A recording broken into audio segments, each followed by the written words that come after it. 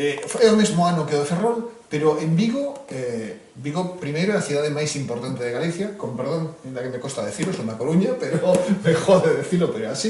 E os sucesos en Vigo, ademais, duran varias semanas, é algo como moi preparado, é enorme, é unha demostración de forza, Bueno, con ensaios previos, mira, eu diría o seguinte, no? En marzo do ano 72 ten lugar a folga xeral que en Ferrol foi nacional, no sentido de que se uniron os comerciantes, parou toda a cidade completamente. Entón, en Vigo hubo uns paros de solidaridade. En aquel momento era o responsable do movimento obreiro do partido e dirixía Vigo Obreiro, que era o órgano de expresión das comisións obreiras de Vigo. E no editorial, despois de marzo, decíamos, que escribín, queda pendente a folga xeral de Vigo. É dicir, nós estamos en condicións de facer unha folga xeral tamén en Vigo. En setembro surdiu a ocasión, era a negociación do convenio en Citroën e a Comisión Obreira de Citroën pide unha entrevista comigo, vémonos no monte e dice, mira, hai problemas porque negociar convenio nesas circunstancias, aínda coa ditadura ben vivita e coleando, pois era difícil, non? Perdón, vémonos no monte. Sí, claro, nos reuníamos no monte, sempre. Non usábamos pisos ni casas. Bueno, quero decir, por lo menos, onde está, por parte dos dirigentes, etc.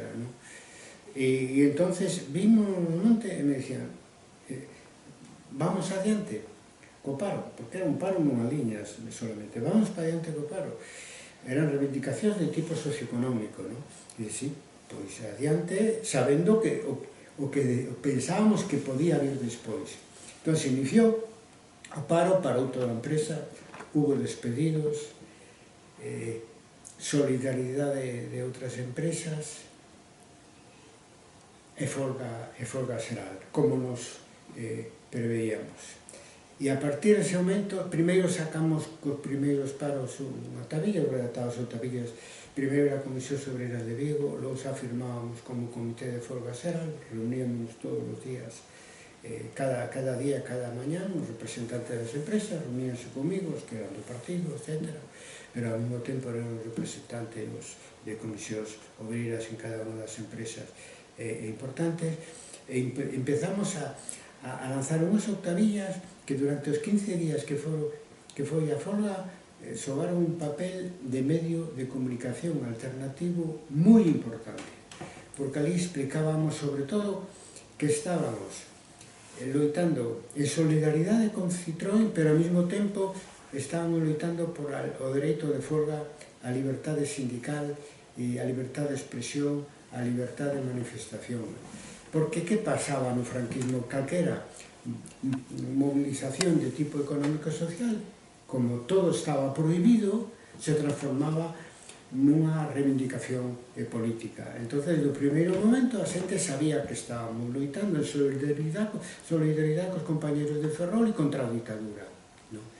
Si, iso é algo curioso, porque eu intentaba discernir ás veces, isto era unha folga, pero unha folga económica, socioeconómica, pero claro, naquele contexto, calquera folga socioeconómica era política. Era política, e o que facíamos nós, e era o papel que xogaban as octavillas do Comité de Folga Xeral, era explicar eso. No tempo había unha organización moi efectiva, chegaba ás empresas máis importantes, é dicir, que todo, a ver se me explico, todo o esforzo que supoñía e o sacrificio, pois merecía a pena, porque non solamente estamos defendendo os compañeros de Citroën, sino que estamos defendéndonos a nós mismos, porque sabemos que en un régimen de libertades podemos defender libremente as nosas reivindicacións. De feito, unha vez que se impón a democracia, a clase social máis beneficiada é a clase obreira, porque pode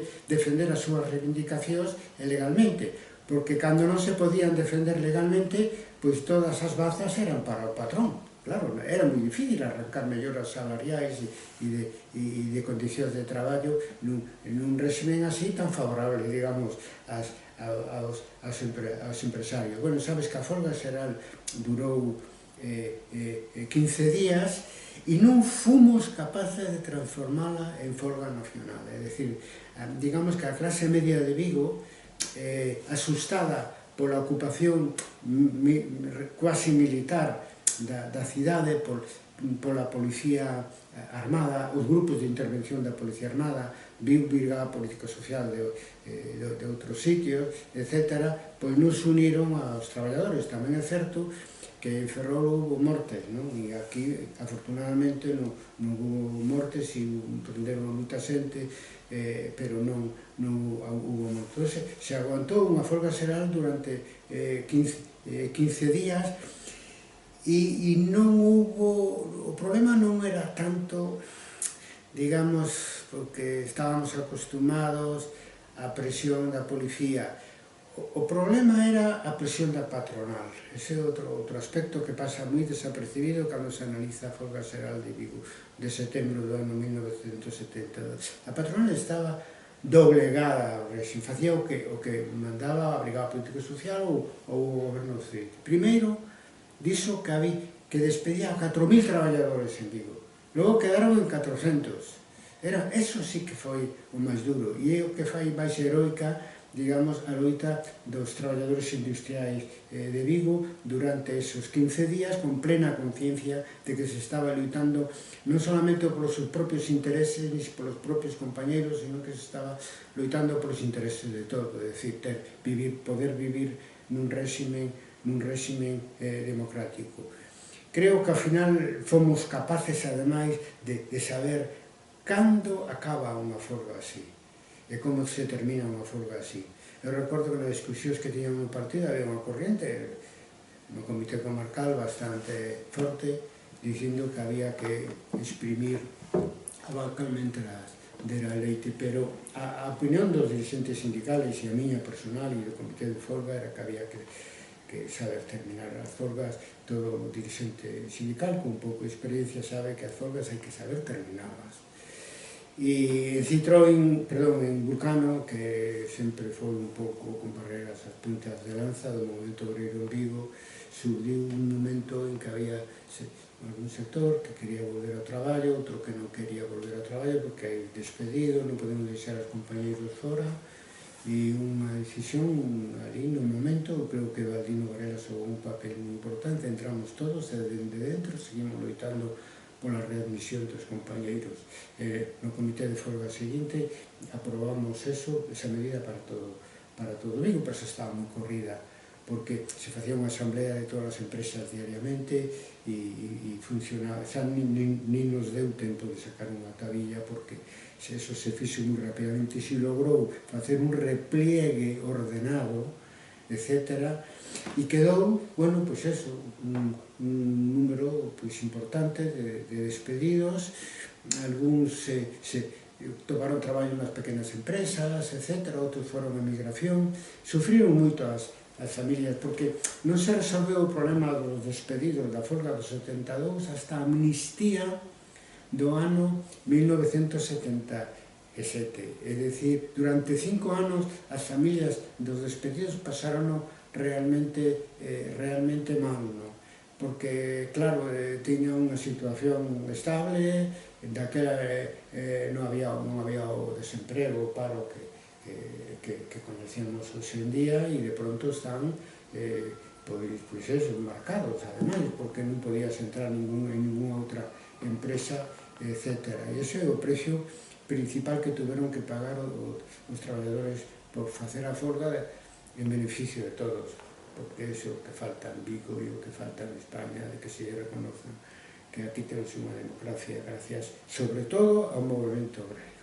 Tamén ao movimento estudiantil, pero sobre todo ao movimento obrero, porque os estudiantes nos xogábamos menos, que nos pasaban na universidade. Eu marchei á Universidade de Madrid e volví a Galicia antes de que o fixeran, pero estaban a punto tamén de expulsarme, pero non é o mesmo eso que perder o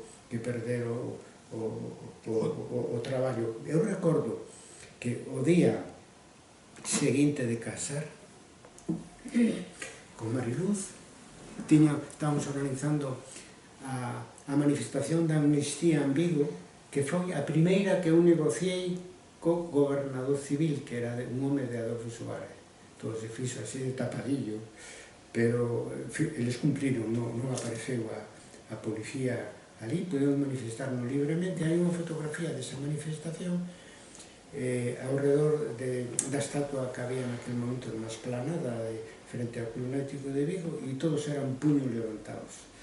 E aí se ven as pancartas e todos pedían amnistía sindical. O sea, a amnistía era para presos políticos, pero en Vigo se pedía amnistía sindical, comprendes? Porque eso foi o precio que hubo que pagar como clase social, que caeu nos compañeiros que non foron capaces de porque a dictadura neso era moi dura, é dicir que non é só que te prendían, te maltrataban, te podían chegar a torturar, etc. E que ademais, por exemplo, impedía que tuveras un traballo, non?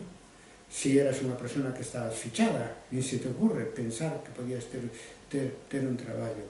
Eso é o que en Vigo non se recoñece. Incluso agora, con un alcalde socialista, e no fondo é un reflexo do pouco recoñecemento que existe en España polos que en favor dos que loitamos pola democracia. É certo que tampouco pasa nada, porque ninguén o facía por recibir ningún tipo de reconocimiento, facíase simplemente porque era correcto, non? Moralmente falando, e en todo caso era imprescindible para defender os teus intereses socioeconómicos, etc. Eso sobre todo no caso do movimento obreiro. E os que tiñamos unha situación de máis privilexio, porque tiñamos unha titulación universitaria e todo eso, e polo tanto, digamos, podíamos conseguir un bons empleos, pois un bo status socioeconómico, porque escollimos esa vía, porque éramos a generación do 68, que queríamos cambiar o mundo. E despois de tanto sacrificio, de tanta presencia do Partido Comunista nas movilizacións, era o que movía, era o motor que realmente chegan as eleccións e non se reflexa no electorado. Que pasa? Mira, eso ten certa explicación racional. Bueno, evidentemente é unha injusticia histórica, eso é obvio, pero ten a súa explicación racional. Nas eleccións vota toda a sociedade, e a maioría desa sociedade non se mobilizara contra a dictadura, entón non se sinten representados por Partido Comunista. Por exemplo, se é xente progresista, se sentían máis representados co PSOE, porque non importaba nada de que o PSOE participara moi escasamente na oposición ao franquismo, na rúa, simplemente porque eles tampouco o fixeron. Entón, esa minoría que se mobilizara contra a dictadura, creo que en boa medida votou ao Partido Comunista, pero claro, eran moitos máis os que non se movilizaron contra a dictadura e votaron ao PSOE. Vamos, estou falando da esquerda en este momento. Por lo tanto, eso ten, digamos, a súa propia lógica, e hai que entendelo, non? Hai que entendelo, pero debe costar. Pois sí, un golpe de punto de vista personal do que te recuperas dificilmente, é dicir, logo algún mellor resultado nas municipais, nos 79, te recuperas porque realmente puido máis, digamos, os anos de propaganda anticomunista, etc., que o noso esforzo incluso de reciclamento ideolóxico, porque o Partido Comunista de España naquele momento formaba parte dos partidos eurocomunistas, co italiano, incluso en ese momento tamén co francés.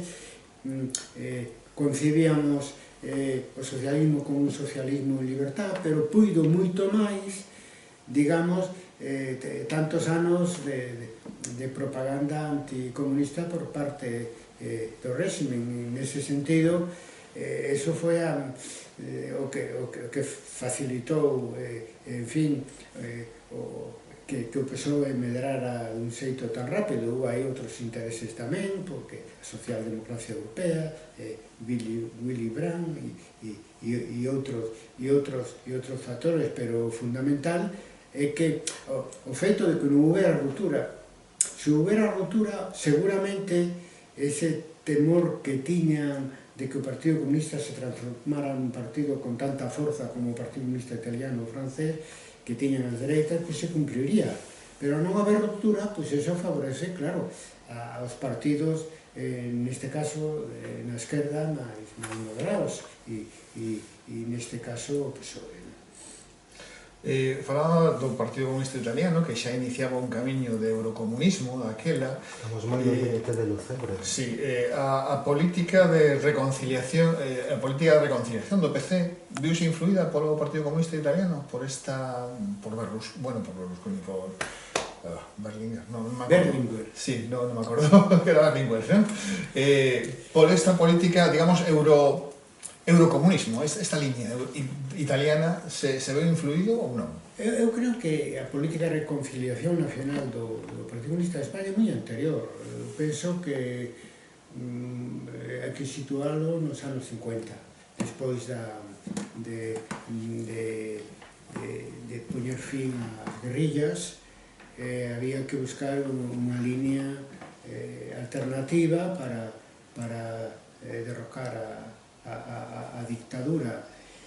E a dirección do PC, que estaba o núcleo de dirección, que alrededor de Santiago Carrillo, que estaba en París, que estaba en Francia, en París, etc., de prestar moita atención ao que pasaba na universidade, a isto que comentamos antes, de decir que os fillos, digamos, dos gañadores da Guerra Civil, pues, tiñan outras ideas, se acercaban ao Partido Comunista, e entonces se lle ocurriu que podía haber, co cambio de xeración que estaba cocéndose nese momento, podía haber a posibilidad de que os fillos dos dous bandos da Guerra Civil se puseran de acordo para restablecer a democracia en España, porque no fondo a política de reconciliación nacional o que ven decir é algo que tan básico como é o concepto de democracia. Que significa a democracia aplicado á política dun país? Pois que hai que dirimir as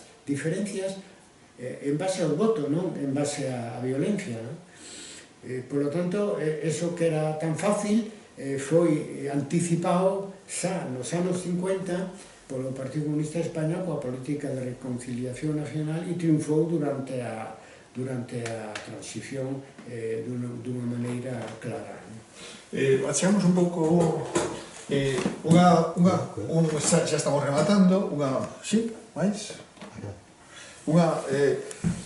os sucesos de Vigo tamén falaba de que había xente que quería continuar, que quería tal, que quería... Eso provocou, se cadra, unha radicalización de algún sector que constituiu, pois, o PC reconstituído, os Grapo, non sei, tivo algo que ver isto de decir, bueno, vamos a ser realistas, vamos a parar, e outros, en cambio, querían seguir, tivo algo que ver con que houvese un movimento incluso armado ou intentos de movimento armado de extremismo por parte de xente, sobre todo de Vigo. Lembro que bueno, a ruptura, o PC marxista-leninista, non sei quen máis estaba, pero en Vigo estaba o Sierro Chomón, os Pío Moa, toda esta xente que eran, bueno, moitas cousas. Non sei se tivo algo que ver ese intento... No, directamente non. Digo sinceramente, porque a decisión de terminar a folga pasados 15 días se tomou un xento tan aberto que realmente algún que por razón de tipo ideolóxico, así, de ideoloxía pechada, etc., pois quedou reducida. Ora, o que si é certo é que en Vigo hubo unha loita moi dura contra a dictadura, non? E foi, digamos, onde algúns se foguearon políticamente e logo se uniron, que como o caso de Organización Obreira, se uniu ao grupo este marxista-leninista que se transformou no núcleo do Grapo, non? Concretamente, pois, Hierro Chomón, os irmáns Collazo, que eran das construccións, Pío Moa viu despois, porque realmente non estaban vivos. Todos estos eu os coñecín, porque, ademais, o núcleo que se pasou ao que logo foi o Partido Comunista Reconstituído, o Grapo, pois era a Organización da Xuventude Comunista, que eu creei aí, eu marchei logo para Ourense, e eles discutiron co comité comarcal, etc., e acabaron marchándose. Tamén en Caride, o Lucho Ramón, non? Me parece que Lucho, que incluso viña a algunhas reunións do Comité de Folga Xeral, logo se uniu a ETA no País Vasco e ainda sigue preso, porque participou no atentado daquele supermercado, etc. É dicir, pero de aí salieron algúns elementos deste tipo, pero eso que relación garda co movimento obreiro? Pois que cada un se radicaliza e logo entra en contacto no País Vasco, entra en contacto con Madrid, con organizacións que se plantean a loita armada que acaba en terrorismo. Pero eu nego que teña relación co movimento, coa folga do 72, e non sei, non me consta que os que se foron, elixiron ese camiño, pois participaran no debate ese que realmente foi posterior. Non, pero a pregunta era se as radicalizacións puderon vir tamén non sei por que se radicaliza a xente moitas veces, creo que por un ideal romántico estúpido, a mellor non o sei, ese xa entramos no terreo psicolóxico e aí xa non... Non, foi unha movilización moi dura contra un estado dictatorial e a xente máis nova algún se radicalizaron, pero foi minoría da minoría, porque a maioría seguimos no partido e nas comisións obreiras ata o día de hoxe, non? Non, digo por eso, ese sentimento de frustración pode ocasionar moitas cousas. O Estatuto de Autonomía, eu non sei por que teño que preguntarle a vostede sobre o Estatuto de Autonomía. Bueno, cal é a postura do PC?